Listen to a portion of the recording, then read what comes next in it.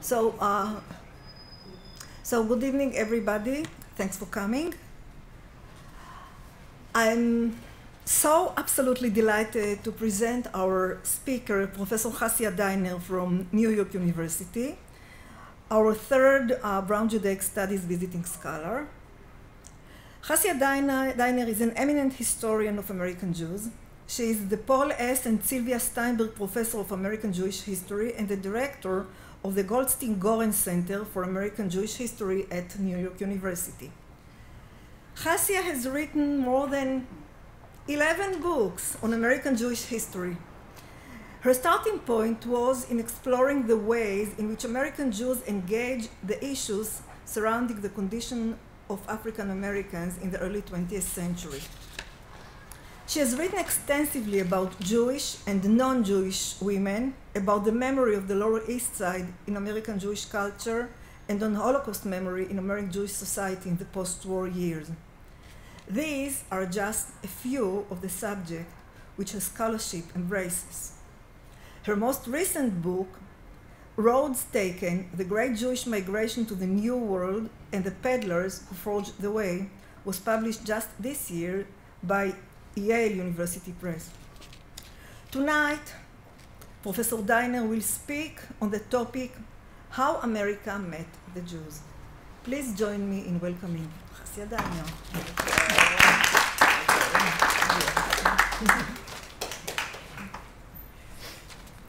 So I want to begin with a very deeply felt statement of gratitude for this invitation to come here. I'm particularly honored to be introduced, to have been invited and to have been introduced by my, I don't want to say colleague, friend, Rachel Rozhansky, who I admire so much, to be included in this small group of previous speakers is particularly breathtaking for me.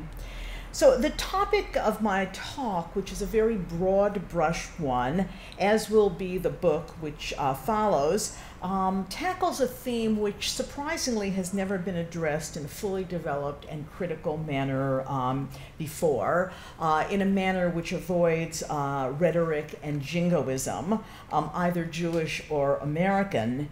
It asks, as the title said, very simply, how did America greet the Jews or meet the Jews? I want to explore those aspects of American history and culture which created for the Jews a very particular kind of environment. To be trite for a moment, and hopefully this will be my only trite moment, how did factors at work in American society create something of a promised land for them? In fact, my first book was called In the Almost Promised Land, so I guess I have worked through that one a bit before.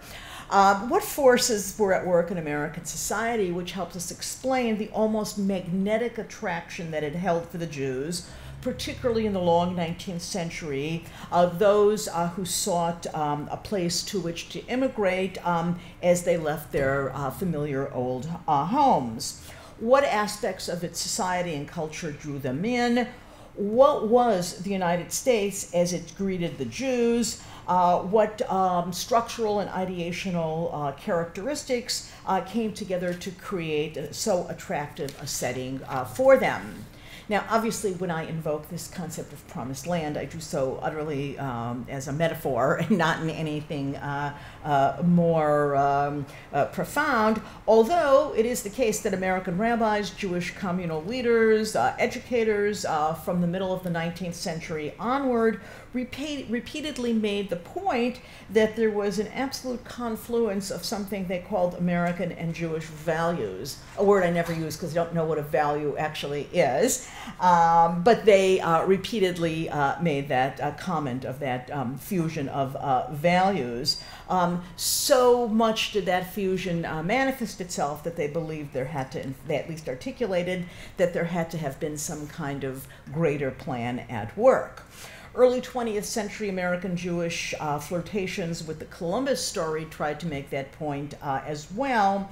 Jewish writers pointed out that it had not been probably pure coincidence that in 1492, that dreadful year in Jewish history, the year of the expulsion from Spain, happened to be the same year that the Genoan navigator, whom some Jewish communal leaders sought to prove was Jewish. In fact, they offered money for somebody to go and do that research to prove that Columbus was Jewish, that he had, quote, discovered America. Was not the country, they said, that emerged from the Columbian voyage a fulfillment of a biblical prophecy.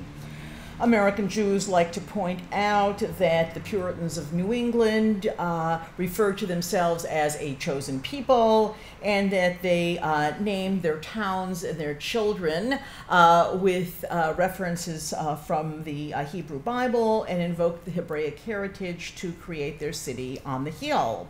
Indeed, American rabbis in Thanksgiving sermons particularly delighted in the fact that the origins of the holiday involved a reading of the Hebrew Bible by the separatists, who turned to the holiday of Sukkot as their model for a holiday of Thanksgiving to celebrate agricultural bounty. So too the fact that the patriots of the new nation emblazoned on the Liberty Bell the words from Leviticus, "You shall proclaim liberty," constituted yet another piece of evidence to Jewish communal voices of a nearly messianic drama that made the United States a place unlike any other. Now, my talk takes a much more prosaic approach, since I discern no divine promises or biblical clues, but rather I want to offer a scheme of how and why the United States emerged as the most sought-after destination for Jews in the great age of migration. Now, it's not just a matter of migration, and without being hyperbolic, I think that I can say that America made possible over time, and the Jews created there, the largest, most elaborately organized, well-endowed, least fettered, institutionally plastic, culturally pluralistic Jewish community in probably all of Jewish history, and one done on an entirely voluntaristic basis with no state involvement. So what in America made this possible? I want to think about the nature of American life as it evolved and provide a set of explanatory contexts in order to think about what happened and why for the Jews. Those explanations grow out of the soil of American history and provide a way for us to think about how the history of the Jews of the United States has been, and this is my contention here, so notable in Jewish history. Now, at the end, you may possibly want to ponder, I'm usually very averse to doing so, the possibility that some of the factors that I'm going to be laying out may no longer exist, or are in the process of being renegotiated, and as such the future of the country and the future of the Jews may take a different course. Okay, but I look at the past, and I want to explore what were the conditions at work in America which shaped the course of Jewish history. I want to look at characteristics of the nation which shaped American Jewish life and which made it at the destination of choice for Europe's immigrating Jews. Okay. This history commenced in the 18th, 17th, and 18th centuries, when Jews constituted a numerically insignificant portion of the population, which interacted with the society around them, devoid of any assumed entitlements. And over the course of the next 2 centuries, they arrived at a point in their history where they could claim with utter confidence that they had total privilege, that they were chained by no bonds, and enjoyed access to every nook and cranny of American citizenship. The history I want to explore conceptually with you tonight, this afternoon, involves an arc by which Jews came over time in America to feel comfortable and empowered to make their case in their own name and to state with varying degrees that despite their integration into America, they had a distinctive agenda and shaped by their Jewishness. At some point in their history, they felt able and entitled to say that as Jews, they had group-specific state stake in the outcome of the life of the nation. Now, much of what I'm going to say may smack of a much maligned and deservedly so paradigm labeled American exceptionalism. Okay, a rightly discarded and discredited mode of thinking and doing history, which assumed that America had a history unlike so many other places in the world, and that its history ought to be read as particularly positive. In general, in the field of American history, that idea of exceptionalism has been thoroughly undermined and replaced by a much more nuanced view informed by comparative research, the emergence of a more global thinking, and particularly, and this will be relevant in my talk, the emergence of race as a category of analysis which provided or maybe the key concept or key aspect of American life. But certainly in the history of the Jewish people, America continues to be talked about as really different than any place else. And I just want to offer three reasons why Jewish historians still continue to think in terms of American exceptionalism. I want to say that the tendency of Jewish historians to continue to think in exceptional terms, American Jewish historians among them, may be one of the reasons why there's some degree of disjunction between what American Jewish historians do and what American historians do, or at least how they see each other. But those three contexts or ways why America really differed for the Jews, just in terms of example, is in large measure the history of American Jewry has been built around the fact of the absence of a process of emancipation. Okay, American Jewry never went through the excruciating long ordeal that their brothers, since emancipation was a male phenomenon, did in Europe. While it was the case that in the 17th and 18th century, different colonies maintained different policies vis-a-vis Jewish settlement and Jewish political rights, these represented the carryovers from the Old World. It was also the case that in the early republic, a few states of the original 13, Maryland, New Hampshire, and North Carolina, continued each differently to maintain some disabilities on Jewish office holding. It was only Jewish office holding, but these disabilities were never limited to the Jews, but they affected a number of other outsider religious communities, and more importantly, non-believers. And so Jews were, in a way, lumped in with these others. These restrictions faded out in the 1820s in Maryland, which was actually the only one where there was a substantial Jewish population. New Hampshire and North Carolina did not, and those ended in the 1860s.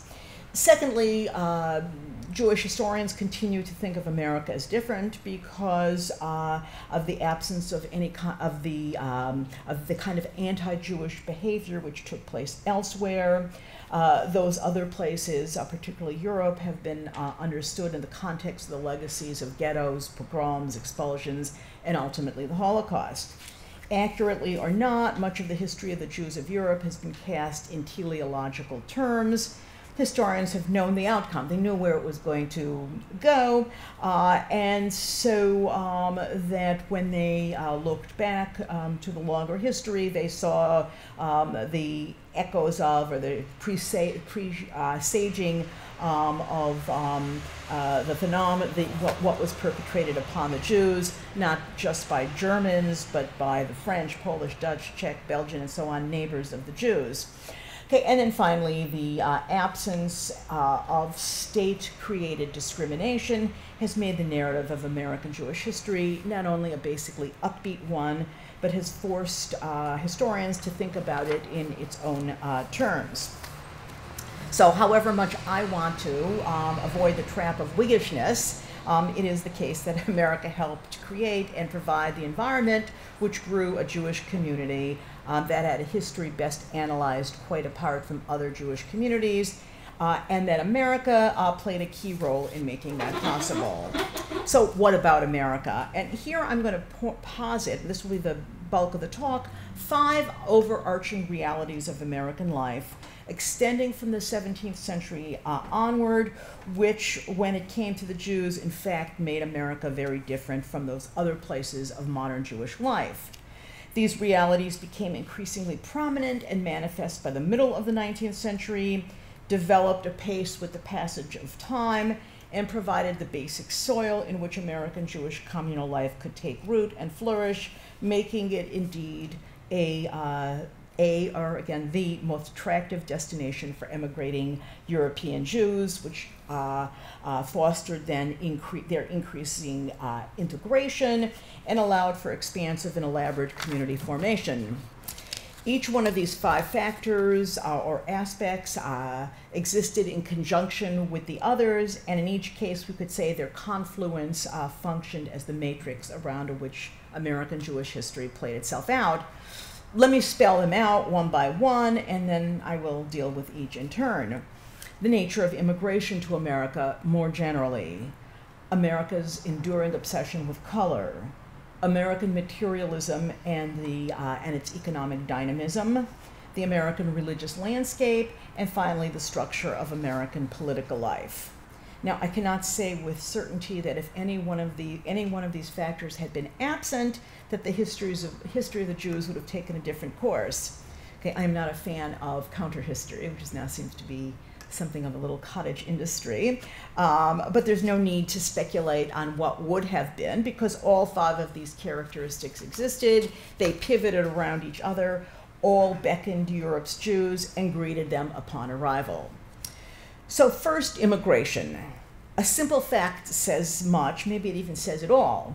Between 1820 and the 1920s, about 1/3 of Europe's Jews, and we could also, by the way, throw in the Jews of the Ottoman Empire, but we know much more about Europe's Jews, crossed some national border to make a new home within the geographic boundaries of some other nation. Of that 1/3, 85% came to the United States. That's kind of staggering proportion. 85% opted for the United States. And of the 15% who did not do so, we have good reason to believe, to assume that many of them would have, but circumstances sent them elsewhere. So I could end my talk there, and we could go home, but we won't. The United States has been seen, because of this, in a way as sui generis in modern Jewish history, simply by its overwhelming attractiveness for those European Jews who voted with their feet. American society more generally owed much of its basic character from the constant flows, indeed floods, of voluntary immigrants. While the size of those population movements into America waxed and waned, American social, political, economic, cultural life took much of its tone and shape from the fact that most Americans, Native Americans, the descendants of African slaves, therefore involuntary immigrants, and residents of certain parts of the Southwest excluded, stemmed from women and men who, with some degree of volition, had chosen to leave someplace else and transplant them to America. At the high water period of European immigration in the late 19th and early 20th century, Jews did not differ at all from most of their neighbors as a result of their overwhelming foreign birth, their accented or limited or no English, and the newness of their American experience. Their American-born children resembled the children of other immigrants around them who also straddled the world of their parents of non-American nativity and the larger American culture. Not that all European immigrants experienced this process the same, but they all experienced it. America was the Western world, that is, the United States was the Western world's largest receiver of immigrants. In the great century of migration, from again the 1820s to the 1920s, again not a coincidence at all that the Jewish migration paralleled the migration of other European immigrants, of other Europeans. 3/5 of all Europeans who shifted residence across national border chose the United States. While Americans have overstated the degree to which the romance of America propelled the emigration and the uniqueness of America as an immigrant destination, minimizing the importance of immigration to places like Canada, Brazil, Argentina, Australia, the fact remained that immigration to the United States had certain distinctive characteristics which in turn left their mark on the Jews who participated in this historic transfer of population. Immigration to the United States differed from the flows to the other destination places by the sheer diversity of its immigrants. To Brazil and Argentina, for example, two places shaped by immigration, the vast majority came from the Italian peninsula, while Spain sent a sizable but decidedly smaller percentage. Of those who chose Canada and Australia, the British Isles sent the overwhelmingly largest proportion. To the United States, a vast variety of Europeans came, with none dominating the flow over the course of that century. No one group created the American, again, quote, national character. While certain decades saw larger and then declining migrations from particular places, over time, no one group came to constitute the core population, as, for example, Italians did to Argentina, or as embodying the quintessential immigrant outsider. Italians and Germans, for example, arrived in the United States in about equal number, and immigrants from Eastern Europe more than doubled the number who came from the British Isles. Additionally, the flow to the United States was continuous. Okay, for sure, some years when the economy boomed, the numbers spiked. Other years when it busted, the immigration went into a temporary decline. But over the course of the great century of migration, the steady and inexorable process of Europeans choosing America continued apace. And again, this differentiated immigration to the United States from the other places to which immigration occurred, to the other places where immigration took place in much more limited spans of time, in more concentrated historic eras. In this phenomenon, the Jews of America resembled their non-Jewish neighbors for their immigrant status and the immigrant nativity of their parents. In 1910, immigrants made up half the population of New York, Chicago, and most other large cities. Certain variations. If this statistical profile, profile of urban populations included the American-born children of the immigrants, the figure actually becomes much more dramatic. So in 1900, 80% of all Chicagoans were foreign-born or their children. We can think of America in this period as a multi-ethnic, polyglot immigrant world, one in which the experience of Jews actually conformed to that of nearly everyone else around them. Since no one group dominated the population of the large cities in particular, Jews, like all other immigrants and their children, learned to negotiate America from the reality of this on-the-ground diversity. All faced certain ethnic and racial realities, regardless if they came from Italy, Greece, Hungary, and so on. Likewise, that the official creed of the United States, however problematically operationalized, valorized immigration as central to America's exceptional mission, then Jews, like all of their immigrant neighbors, or European immigrant neighbors, and obviously have to emphasize the Europeanness of this, Jews, they could all claim a place in one part of the nation's central narrative. In other words, if Americans valorize their own society as a nation of immigrants, then the immigrants and their children could say, okay, here we are. They could all hearken to it when they felt the need to defend their rights or advocate for themselves. Furthermore, in the discourse launched by nativists from the 1850s onward about the defects of the immigrants, and in their organized political crusades to limit the rights of the foreign-born, Jews did not figure in very centrally. Unlike the Irish of the pre-Civil War period or the Italians of the late 19th century, both of whom functioned as the chief European targets of xenophobic fantasies, Jews attracted relatively little negative attention, and while not understating the degree to which anti-Jewish rhetoric flourished and anti-Semitic stereotypes were the stuff of cartoons and stage portrayals and popular fiction, the bulk of the discourse about Jews as immigrants tended to see them as hardworking, studious, adept when it came to entrepreneurship, perhaps a bit too much so, and set on a course towards rapid economic mobility. Few defined Jews as the problem unleashed by mass migration. We need to remember that the first, and indeed the only immigrant group to be excluded by name, were the Chinese in the 1880s, and that by the early 20th century, as President Theodore Roosevelt in the name of the Jews, challenged the Tsar over the ferocity of the pogroms which swept through parts of the Russian Empire, as he was an advocate for the Jews.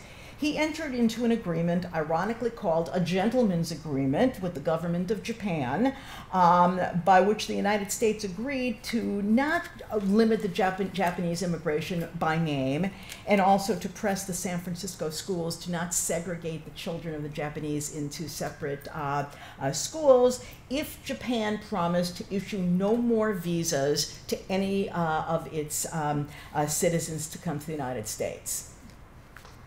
In the United States, words like foreigner or alien did not ipso facto connote Jew.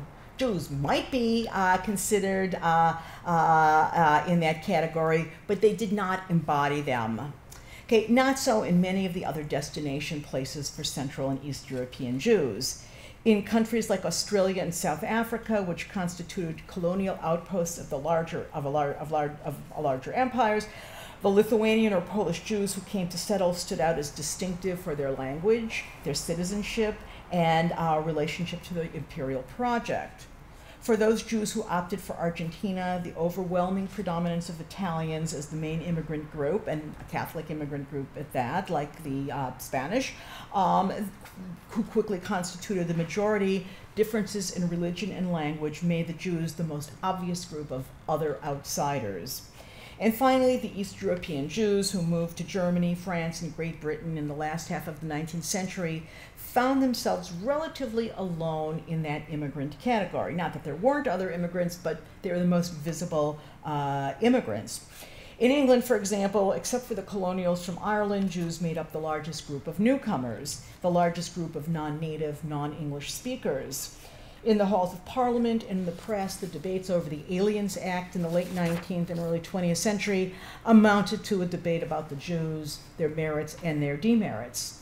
Jews there and in other non-United States receiving societies stood out as the quintessential foreigners, as the problem that had to be solved in heated discussions about the meaning of the nation and its ideal type, to which they didn't conform.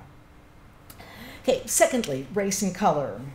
So when we contemplate the broad contours of American history and try to understand how America met the Jews, issues of race and color cannot be ignored.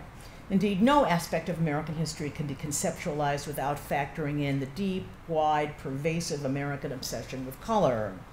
The history of America has been a history of racial classifications. They have dominated the national experience, and the very existence of the nation grew out of the encounters of Europeans, white Europeans, with the native people, defined as not white, and Africans.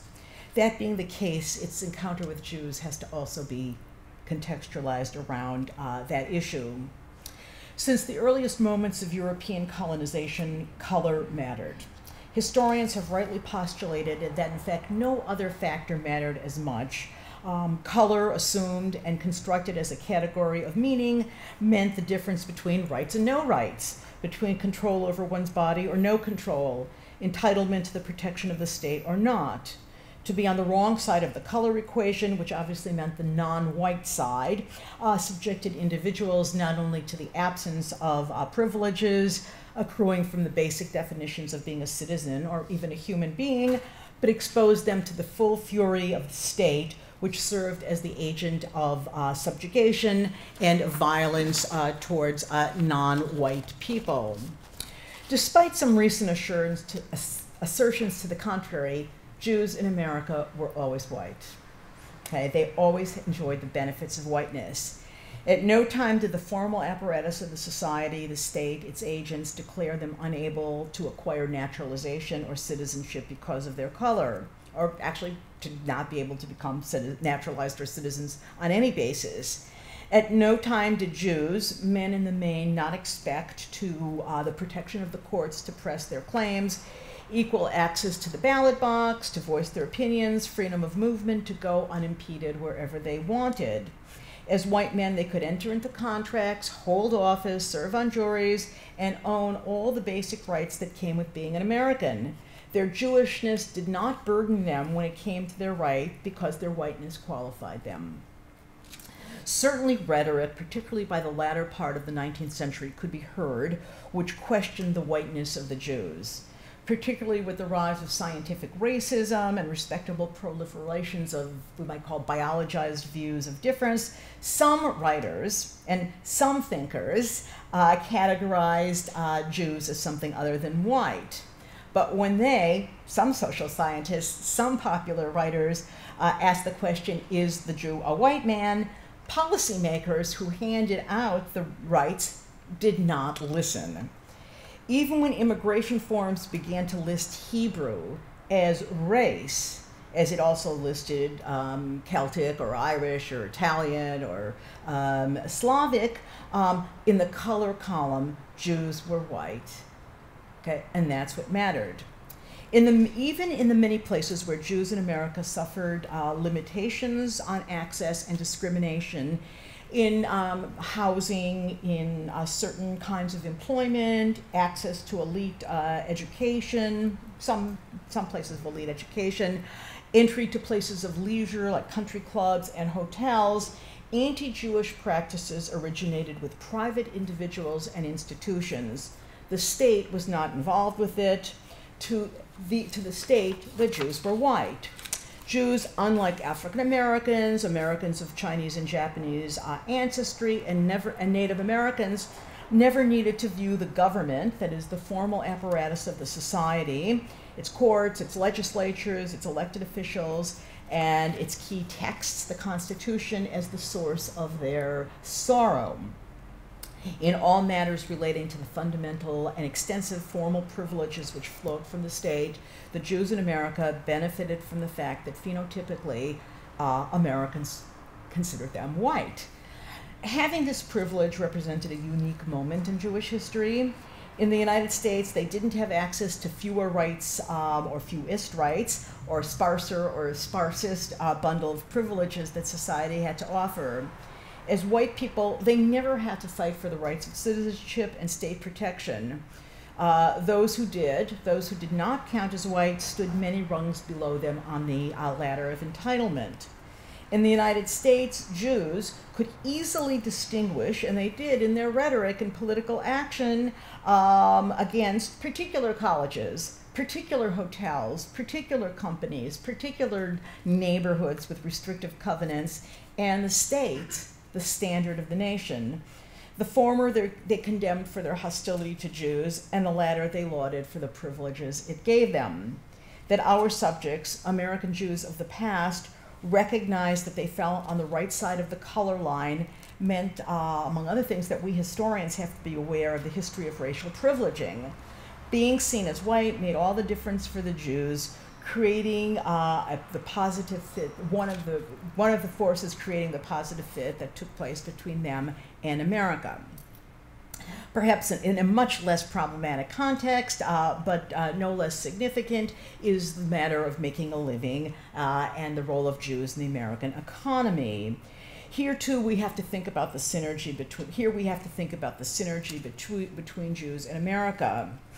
The massive transfer of the Jewish population to America brought millions of Jews from places of low productivity and stagnant development to the most dynamic economy in the world. America, from its earliest days until well into the 20th century, experienced a constant and chronic labor shortage set amid the vast natural resources waiting to be exploited. In the late 18th century, one letter writer described America as the best poor man's country. Okay, the only place then where somebody with very limited means could reasonably expect to end his or her life better off than he or she had started. Yes, a piece of American jingoism, and I said I was going to avoid jingoism, but I didn't write that letter. It was written by someone in the 1790s. But it was the norm in as much as, and certainly for America's, for Jews, they could know that they were going to eat better, live more comfortably, and have much greater degree of control over their destiny than had they stayed at home. The fit between America and the Jews, when it came to matters economic, represented a fortuitous encounter between the Jews' long history of commerce and the widely observed and often deprecated American proclivity towards materialism and their love of material acquisition. Let me just offer two examples.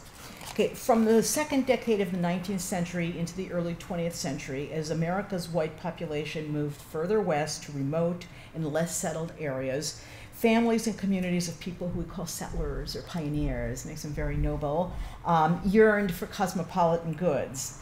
The westward movement of America across the continent allowed the commercial interests to gain access to vast stretches of land for farming, mining, logging. The nation's penetration of the hinterlands, jingoistically called manifest destiny, required capital. It required women and men willing to go and work the land, fell the forests, dig the mines, lay the railroad tracks, and so on. And it also needed intermediaries to bring to these people the kind of stuff that made life bearable in these undeveloped places. Hundreds of thousands of Central and East European Jews, Jewish men, met America on the peddler's frontier. Hundreds of thousands of them, well acquainted with itinerant merchandising after centuries of life in Europe, turned to their long familiar economic niche into an American opportunity. They made it a kind of moving gold mine.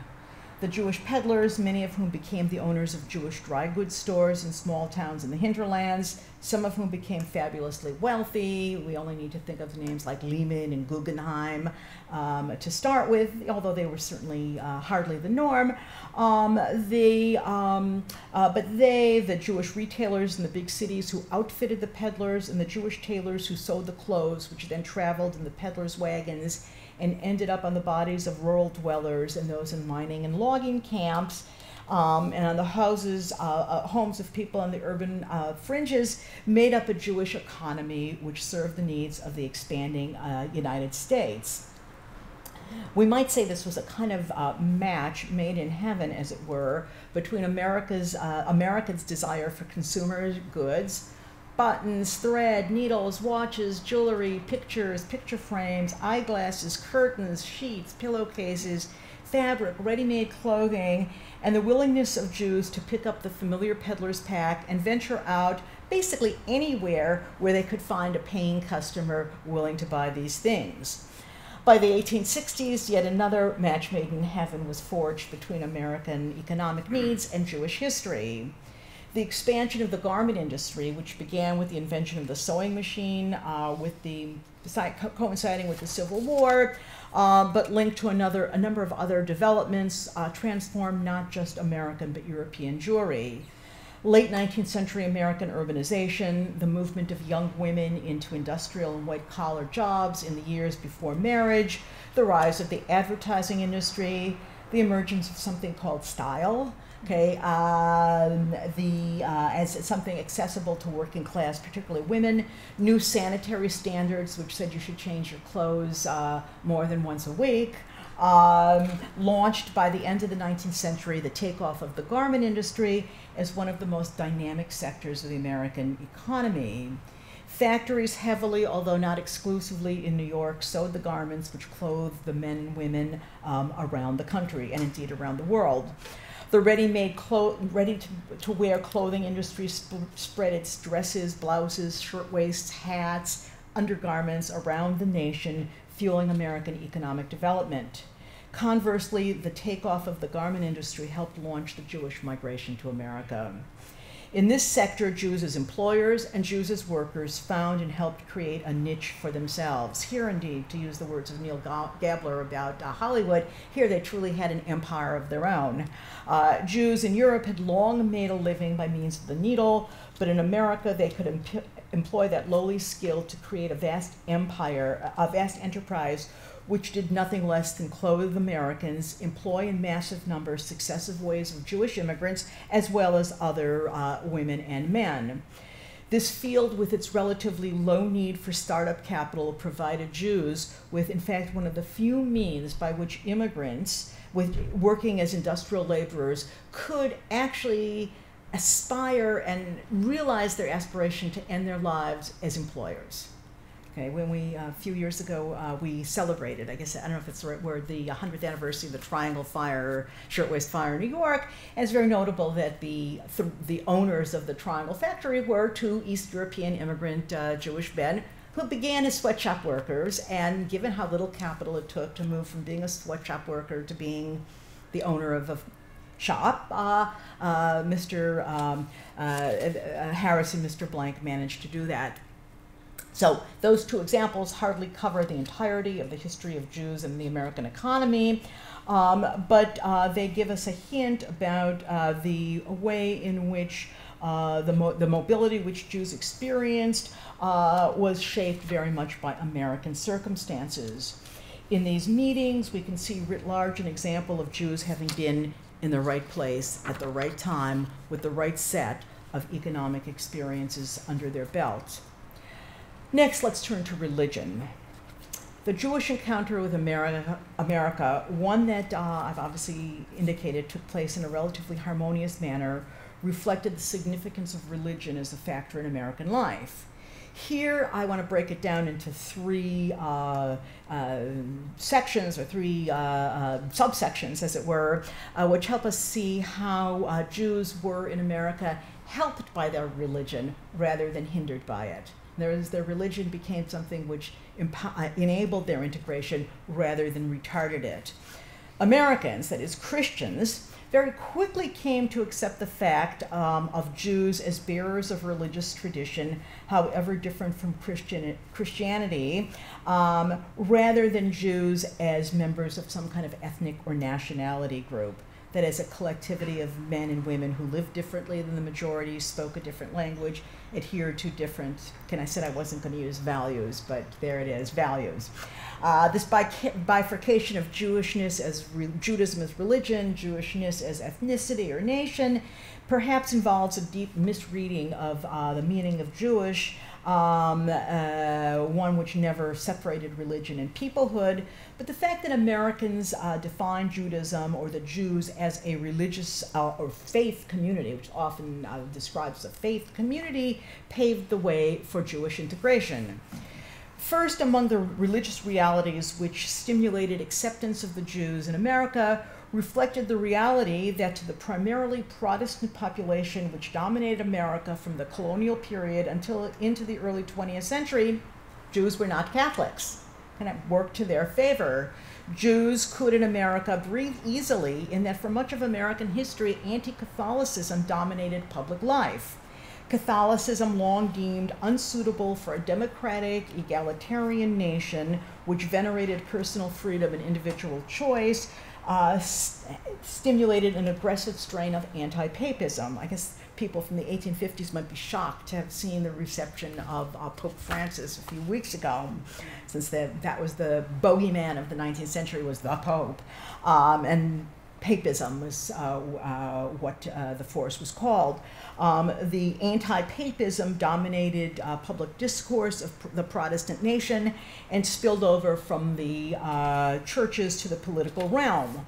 One of the country's most successful third parties, the Know Nothings, made anti-Catholicism a core principle, and this attack on Romanism, its other term, enjoyed a brief but still very notable hour in the political spotlight. Judaism, by contrast, while seen as overly legalistic, at times a bit medieval and retrograde, particularly vis-a-vis the status of women in public ritual, enjoyed a place of respectability in the American setting. From a negative standpoint, we could say that antipathy to it spawned no political movements, nor did its arrival and transplantation into America cause American Christians to redefine public policy to lessen its possible pernicious impact, as Catholicism did. From a positive perspective, we can see, starting in the middle of the 19th century, the appearance of Christian, that is, Protestant clergy, at the dedications of synagogues.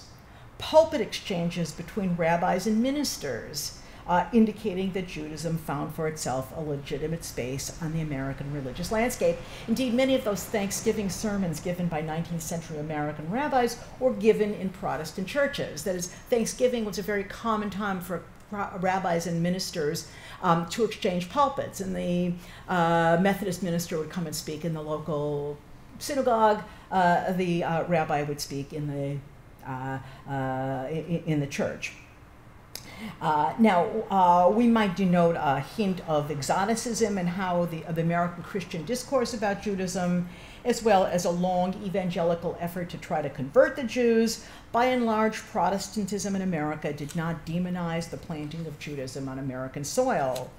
Perhaps not surprisingly, interfaith, both informal and formal organized interfaith activities between Jews and Protestants long predated interfaith activities between Protestants and Catholics. Okay. America, as such, met the Jews through the religious prism, and we know that American culture, certainly since the early Republic, valorized religion. Americans, as observed since the days of Alexis de Tocqueville's now famous visit to the relatively new nation in the 1830s, considered religion, largely because it had been decoupled from state power as a benign force for promoting civic virtue. While historians of the American Jewish experience may debate the degree to which the veneration of religion in America pushed Jews to kind of repackage themselves as a faith community as opposed to a people, the prevailing positive view of religion in America allowed Jews to argue for extending to their religion the benefits of all other, that is, Christian denominations. By being bound to each other through a religion, a concept, I would say, somewhat extraneous to normative Judaism, American Jews could stand under the protective umbrella of American culture, which loved religion. Finally, no discussion of the harmonious meaning between Jews and the United States could be complete without considering the impact of religious diversity and the commitment of the society to the constitutional principle of separation of church and state. Obviously a very complicated history, and it's been the subject of vast scholarly and legal debate and analysis. And to simplify, in order to detail this issue within the constraints of time here, the fact that even from the time of the colonial period, and more so in the early new nation, there were just too many denominations to allow anyone to impose an iron grip on the civic life. While many gray areas continue to vex religious outsiders, most aspects of public life were outside of the gray zone. The state did not collect statistics on the number of members of any particular denomination. By the way, much to the chagrin of American Jewish historians, because we have actually no idea how many Jews live in the United States, since there are no declarations of any kind on neither census forms nor tax forms. Matters of the spirit, private beliefs, did not require private declarations. The clergy didn't draw salaries from the state, and religious institutions did not have to follow state mandates. The faithful or the faithless did not register with the state, and no check-off boxes on census forms or tax forms demanded or suggested that individuals divulge to government officials their religious affiliations. In matters of faith in society, the decoupling of religion and government rendered the former, that is religion, absolutely powerless to control people's lives, and slowly forced the latter, the state, to validate many religions rather than one. Jews ceased to be a tolerated religion, but just one of many, all of whom enjoyed the same privileges from the state, the right, for example, to have chaplains in the military. Okay, or the lack of benefits, privileges from the state. So religion without the strong backing of the state lost its authority and essentially defanged it. Okay, religious institutions either conformed to the demands of their dues-paying members. There's the members paid the dues, not the state paying for the salaries of the clergy. So the state's religious institutions either conformed to the demands of their dues-paying members, or they died. For the Jews, this kind of divorce between state and church offered them the possibility, although it's somewhat outside of the scope of the talk, but I'll say it anyhow, it afforded them the possibility of creating the kind of Judaisms that they wanted. Beyond my talk tonight, we could consider how America gave them the freedom to mold Judaism to fit their tastes, wishes, and sensibilities. Jews, like all others, enjoyed the freedom to structure their institutions as they wanted, and the state could do little, indeed nothing, to stymie creativity, and it didn't want to. Okay, finally, the fifth factor. Okay, and this looks at the political realm, which also left an indelible mark on the Jews, facilitating their political integration and making it indeed a singular kind of place, shaping the way Jews in America engaged with each other. This involves an analysis of the political sphere. In nearly all paeans to America and its ability to integrate white male immigrants, stump speakers and historians alike have cited the ease of naturalization, of the naturalization process for the foreign-born, again for Europeans, and the fact that the political realm did not exclude anyone because of their religion. Vis-a-vis politics and governance, for nearly all of American history, not only did religion not matter in terms of naturalization, acquisition of citizenship, voting, and office holding, but neither did nativity. Where you were born just didn't matter, with the exception of the constitutional requirement that the President of the United States need to be native born, which I guess over the course now of, since 1790 has affected 100 people. Okay, so what, 46 presidents and 46 vice presidents. So those are the only ones who were ever affected by that. So with the exception of that restriction, no barriers to political participation had to be overcome for white men and later women, regardless of how or if they prayed, where they had been born. This obvious fact deserves to be stated here because of its tremendous impact. But it hardly represents the totality of the political context for understanding how the Jews met America and how America met the Jews. Rather, in politics, on a more abstract, but I think equally formative level, the long reality of the two-party system facilitated the American Jewish symbiosis. In the United States, for reasons well beyond the scope of this presentation, perhaps even well beyond my own understanding at this point, the United States maintained a long tradition of living with two parties relatively evenly matched with each other. Certainly third parties popped up, they flashed, and they failed. While those parties from either the right or the left nudged the two giants in one direction or another, and as such mattered, they still died. And since the 1850s, the political scene has been dominated by the Republicans and the Democrats, both of whom were very much enthralled to business interests.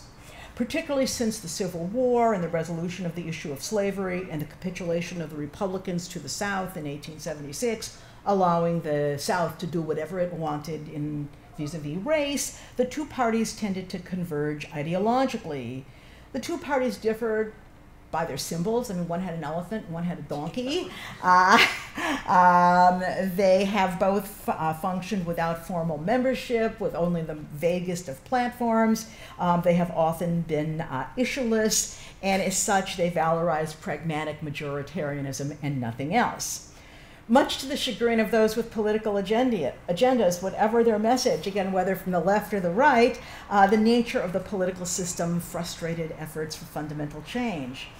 Those eager to see our transformations cascaded the parties again as being basically the same with just different names. Helen Keller actually referred to the Republicans and the Democrats as Tweedledum and Tweedledee, the two characters from Lewis Carroll's Alice in Wonderland, the two little guys, rotund little guys who looked exactly alike and refused to battle with each other in any meaningful way. Our democracy, she bemoaned, is but a name. We vote. What does that mean if it means we choose between Tweedledee and Tweedledum? What mattered for the most part over the course of most of American history in this kind of politics was simply who got the most votes. One political scientist in the post-war period, Daniel Bell, offered a powerful image to think of this historic reality. American parties, he wrote, resembled giant bazaars, under whose canopy there were all sorts of hucksters, each selling their stuff. The same hucksters appeared in both bazaars, in the donkey bazaar and in the elephant bazaar. The barkers in the twin bazaars represented various interest groups, labor, farmers. Farmers could be southern cotton farmers or western wheat farmers or upper Midwest dairy farmers, manufacturers, different ethnic groups, and the like. While both parties essentially served the interests of business, under the shelter of their tents, the parties brokered among these different barkers, the laborers, the farmers, the manufacturers, the ethnic groups, and the like. The parties wanted only one thing, and that was votes. Okay? And each group had a particularly and usually practical agenda designed to attract somebody from the party to say, we'll give it to you. Compromise and accommodation ruled the parties, and in all of this, politics, like religion, became tamed. America saw no party of the aristocracy or no party of the clergy. There was no peasant party or no party of the urban proletariat. There were no parties for the rich or the poor, the Catholics or the Protestants. Rather, each party nationally, state level, city level, and indeed down to the ward level, each party, or both parties, sought to claim as many constituency groups as possible and had little incentive to offend any identifiable block of voters and write them off. And here Jews fit in perfectly. Neither party ever defined the Jews as a problem, but rather both parties wanted their votes. Neither party wrote them off as potential voters, nor did either one refuse to provide them with some tangible rewards for voting correctly. From the middle of the 19th century onward, Jews got incorporated into party politics, either Republican or Democrat, at usually the state and local level, and it wasn't particularly noteworthy to see Jewish office holders. Jewish operatives in the parties, whom we could call bosses, and even Jewish political clubs. Even in places where few Jews lived, the appearance of a Jewish man on a city council or county board of supervisors or a Jewish mayor did not stand out of place. Many of the former peddlers whose experiences I referred to before, who played such a crucial role in structuring the economic meeting point between America and the Jews, many of them became shopkeepers, and from their places behind the counters of the stores on so many American main streets entered into civic political life.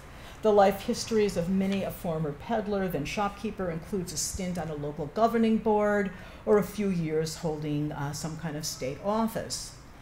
Until the mid-1920s, Jews in fact divided actually evenly between the Republicans and the Democrats, and neither party could seem to be their obvious friend or their obvious enemy. Both parties courted them, both parties touted prominent Jews who flocked to their ranks. Notable figures of both parties showed up at those synagogue dedications, for example. Both parties hoped to get the votes of the Jews in increasing numbers. Both parties likewise made sure to cater to some of their issues, whether local, national, or global. Even when Jews had, by the late 1920s, become increasingly ensconced in the ranks of the Democratic Party, the Republicans did not incorporate antipathy towards the Jews into their political rhetoric and did not express any antipathy towards them, did not deprecate them. They rather hoped to come up with a strategy to woo the Jews to their party and redoubled their efforts, unsuccessfully for them in the most part, to win them away from the hegemony of the Democrats. By functioning in this non-ideological party setting, Jews could literally shop around and make their case to both parties at whatever level. They, no differently than Midwestern farmers or Southern farmers or Western farmers, blue-collar workers, or members of nearly every ethnic and religious group, could see who would make the best deal for them in exchange for their willingness to show up on election day and do the right thing.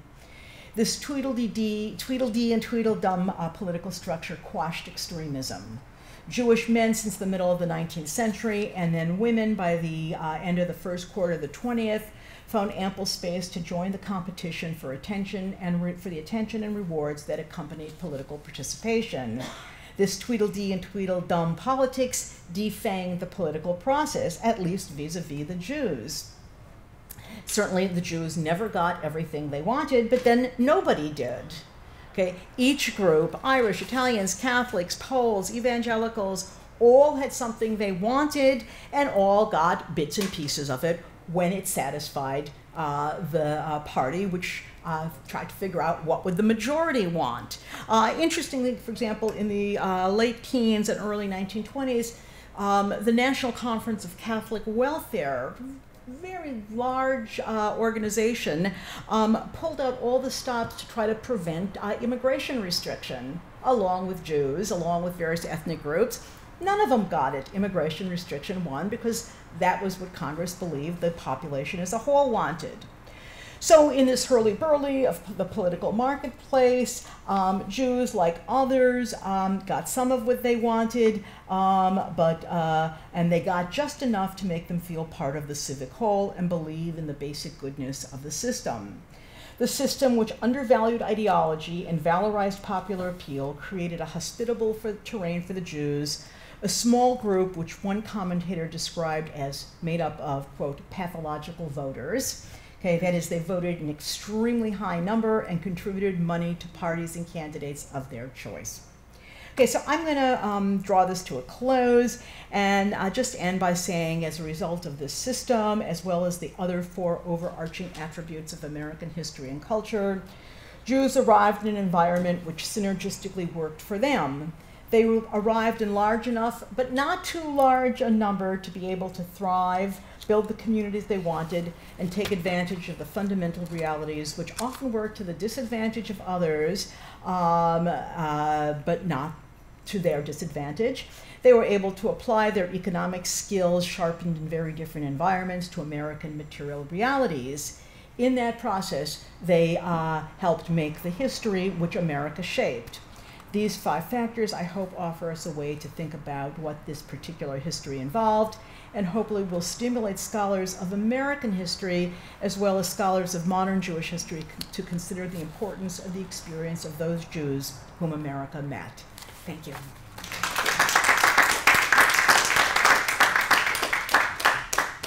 Okay, thank you very much, Chassia, for a fascinating talk. So we have a few minutes for questions. You will handle the questions? Okay. Sure. Yes, please. So thank you for that incredibly stimulating and wide-ranging tour of 100 years or so of American history. And I find much of it compelling. I have a lot of questions, but I'll just do one here at the beginning. And I'm especially compelled by the 2 arguments about anti-Catholicism being the dominant form of nativism, right? Which had not ever quite occurred to me in relationship to Jews, but it makes perfect sense. And the lack of state-established religion, those are 2 absolutely central things. So, and yet there's this weird dilemma. So I'm wondering if you could explain a little bit about the nature, given all of this, the particular nature of the way that anti-Jewish sentiment works in the U.S. Okay. So, for example, right, to go back to Gentleman's Agreement, not the Japanese Gentleman's Agreement, but the film. There's no Italian-American version of Gentleman's Agreement. There's no Irish-American version of right? So it's very particular, and I'm just wondering if you can talk about that. I mean, I completely am compelled by what you've argued, and yet there is something, right, about anti-Jewishness in America that is different in a particular kind of way. I just wonder what you think about, how you would think about that. Right. I mean, I think that's obviously a huge issue. And so on the one hand, I just want to slightly, qualify your comment, which was there certainly was a very strong anti-Irish manifestation. Not anti-Irish. In a film, I mean, there's a particular way that film represents the kind of secret of Jewishness, right, that wouldn't work for an Italian or an Irish. But maybe I'm not sure. Other than the film doesn't exist, there is no equivalent film that may tell us more about Jews in Hollywood than anything else. But in fact, for one thing, other immigrant groups, other ethnic groups, organized to combat stereotype. And there's a new book out by Alison Kibler comparing Jews, African Americans, and Irish in terms of efforts to censor stereotypes of their group on the stage and in film. So Jews were not alone in saying this stuff is out there and we have to find ways, places, means to quash it. I mean, I think the question of, so you use the word anti-Jewish, others will use the word anti-Semitism, where did it exist in America and how did it function? And on the one hand, I think I'm not pleased with anything that's been written on the subject because it tends to be going through, kind of like reading a newspaper and finding all the traffic accidents and saying, okay, it's a disaster out there. Okay, so that we have no evidence that the kinds of anti-Jewish practices stymied mobility, okay, that it made any appreciable difference in the process of, certainly generationally, of Jews experiencing the kind of integration that existed in America. When we think about something like the quotas at Ivy League universities, what's interesting is, for example, when Harvard put its quota in place in 1922, it was a quota that the freshman class could be, or the incoming class would be 10% Jewish. And in fact, in practice, it was 20%. Okay, so on the one hand, that seems like, oh my God, that's restrictive. On the other hand, Jews were about, at that time, maybe 4% of the population. Now, we could say, okay, there should never be any kind of attempt to replicate the American pattern, the demographics of the country. But that's not exactly what I call restrictive. There was a comment by the dean of the Yale Medical School also in the 20s where he said, I'll take 10 Jews, 5 Italians, and no blacks or no Negroes. Okay, so 10 Jews, maybe there were 50 who were qualified to get in, but let's put it in that context that discrimination existed throughout the society. And Jews were only one group that was in some way, defined as to be restricted. So it's a huge question, yeah. and it's also, again, private institutions that were involved. We're not talking about the state, and that's really important. Yes. First of all, thank you for the talk, and I find myself thinking how incredibly timely it is, because we are engaging. You have to speak a little louder, and I'll also try to repeat it. I'm just finding that your talk is incredibly timely, because we're now encountering a different kind of experience of mass immigration into Germany, not in the United States. And I suspect that the very nature of the centralized European nation state is going to have a very different relationship to immigration from the United States. Right. So this is a very, very fascinating topic. It happens to be incredibly timely. But my question is different. I'd like to ask a question as a Europeanist. Okay, so the question, I'm going to repeat as you're speaking for the people in the back. So, as a Europeanist. As a Europeanist, I'd like to ask a question about the way you define Jewish immigration, because in your talk, and maybe this is not what you're going to do with the book, but it sounds as if the Jews of Europe were a homogeneous group who were coming here. But by the late 19th century, they were obviously not. They were divided by class and by ethnicity. And I wondered whether your picture would not change slightly, probably not enormously, but slightly, if you factored in class and ethnicity. Because in fact, the largest amount of immigration came to the United States was between 1880 and 1914. 20, yeah. They were Russian, or from the Pale of Settlement, and they were poor. Middle-class Europeans and from different ethnic groups or different national identifications, Germans, French, the Austrians, Hungarians, didn't tend to emigrate. They had a very different relationship to the whole idea of America. Mm-hmm. So I wondered how the picture would change if you factored in class and nationality in this immigration. Okay, so I talked about the Jews as really a very differentiated group. Certainly. So the question is about Jews variegated by class and by where they came from. Well, in the 1820s, when the mass migration begins, it's primarily from Central Europe. It's from Bavaria. It's from Posen. It's from the area that in 1871 becomes Germany. It includes parts of the Austro-Hungarian Empire, Bohemia, Moravia, and so on. But they were also very poor, and they're actually, in some ways, relatively few differences between those who come in the 1820s and those who come in the 1880s, 1890s, other than the mode of transportation, the size of the ships, and so on. So migration generally attracted a particular class. Okay, so it attracted young, poor people, never the poorest, because the poorest had no means to migrate. And so that the Jewish migration, yes, it was different at different times, but there's certain class consistency. By the 1870s, Jews had no need to be leaving Bavaria and Posen, because actually most of the poor people had left already. They'd come to America. Okay, so what was left was actually could include Alsace also, which sees a big migration to the United States in the 1850s, so that they had already left, and what they left in their place was a more middle class and integrated population into those countries. So the poor left and went to America, and that's a pattern that replicated itself with time. Further and further east. But my question is, did that make a difference in the nature of Jewish integration in America?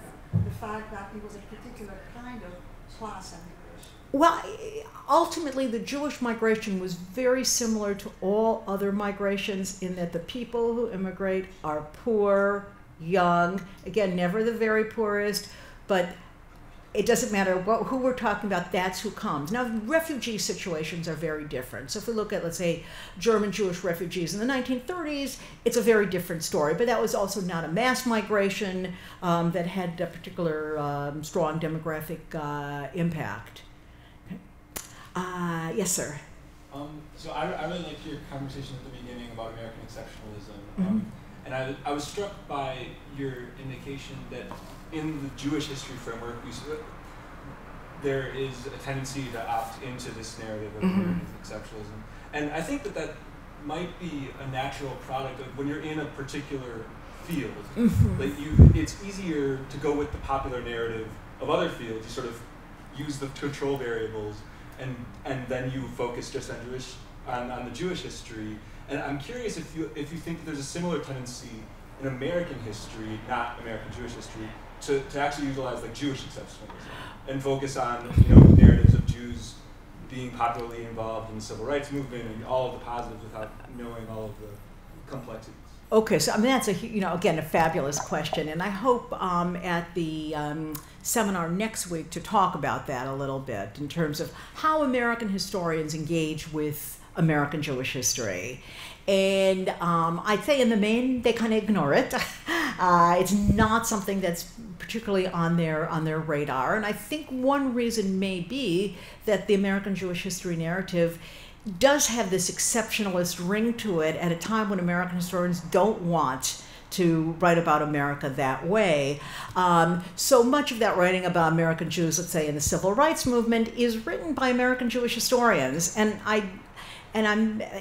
While I want to say that they're not necessarily themselves Jews, actually most of them are. And so that's, in a way, I think one of the characteristics of the field that cannot be ignored, which is that the personnel who have made up the field tend to be insiders and are very much products of particular communal narrative. And even when they want to fight it, they slip into it.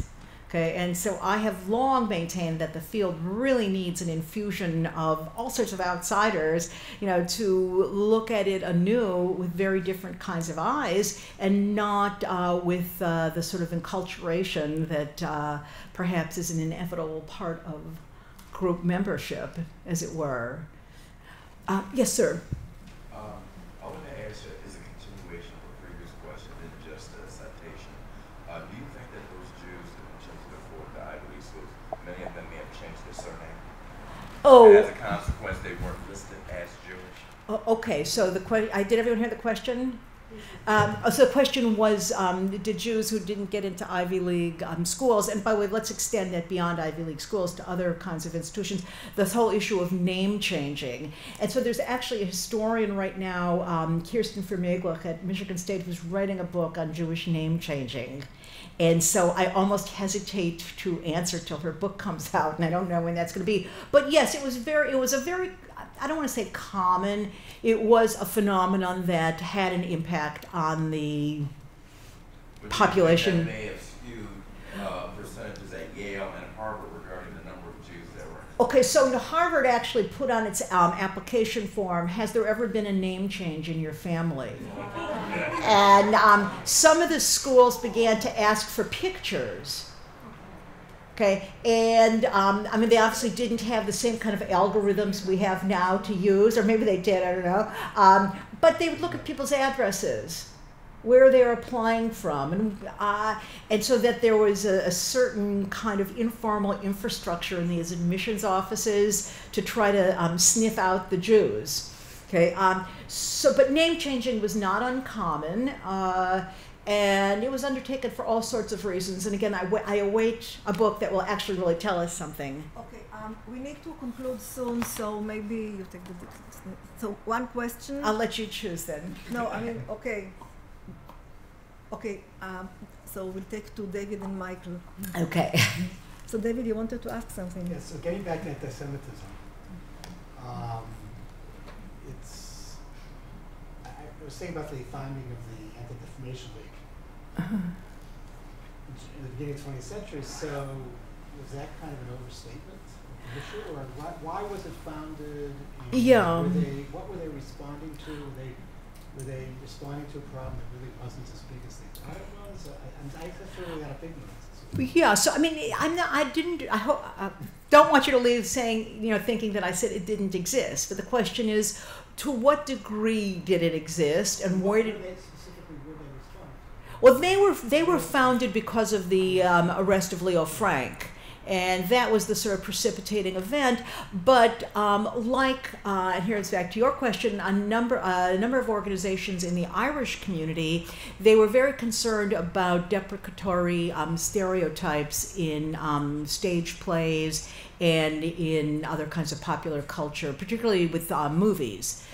So that was actually their first campaigns were against images on the stage.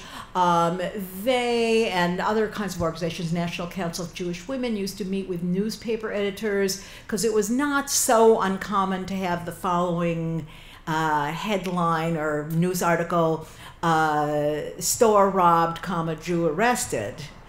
And they said, well, would you say store robbed Methodist arrested? And so it was about this kind of public imaging of the Jews that was the sort of first salvo.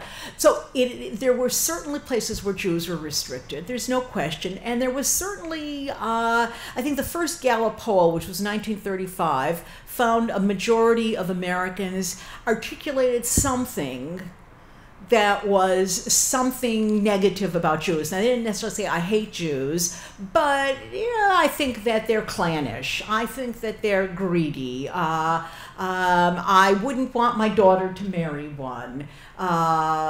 So there were a number of questions that people didn't necessarily answer all of them in the to list themselves as anti-Semitic or to have some anti-Jewish feeling.